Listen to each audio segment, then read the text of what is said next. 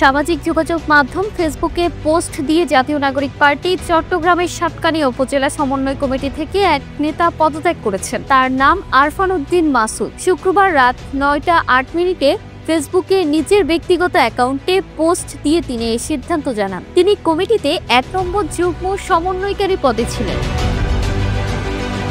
Facebook পোস্টে পদত্যাগপত্র আকারে এনসিপির দক্ষিণাঞ্চলের মুখ্য সংগঠক হাসনাত আব্দুল্লাহর বরাবর একটি লেখা লেখেন আরফান উদ্দিন মাসুদ। তিনি লিখেছেন, এনসিপির সূচনা লগ্ন থেকে সাতকানিয়া উপজেলা সাংগঠনিক কার্যক্রমে তিনি সক্রিয়ভাবে অংশগ্রহণ করে আসছেন। গত 25 জুন কেন্দ্রীয় সদস্য সচিব আক্তার হোসেন ও মুখ্য সংগঠক হাসনাত আব্দুল্লাহ স্বাক্ষরিত চিঠির মাধ্যমে সাতকানিয়া উপজেলা সমন্বয় কমিটির ঘোষণা করা হয়। এতে তাকে 1 নম্বর যুগ্ম সমন্বয়কারী হিসেবে রাখা হয়েছে।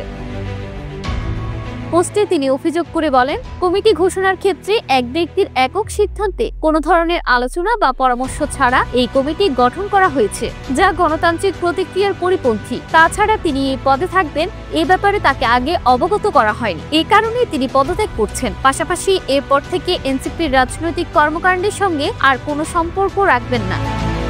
মাসুদ বলেন, কমিটি দেওয়ার আগে জানানো হয়েছিল আমি প্রধান সমন্বয়কারীর পদ পাবো, কিন্তু কমিটি প্রকাশ হওয়ার পর দেখলাম যুগ্ম সমন্বয়কারীর পদ দেওয়া হয়েছে। ফলে এখানে কমিটি গঠনের ক্ষেত্রে আর্থিক লেনদেন কিংবা সম্পর্ক অনুঘটক হিসেবে কাজ করতে পারে। অর্থাৎ ওনারা পুরনো ধাঁচে রাজনীতি করে যাচ্ছেন। পদবি দেওয়ার ক্ষেত্রে বা কমিটি দেওয়ার ক্ষেত্রে যে ধরনের চর্চাগুলো হয় সেগুলোই দেখা যাচ্ছে।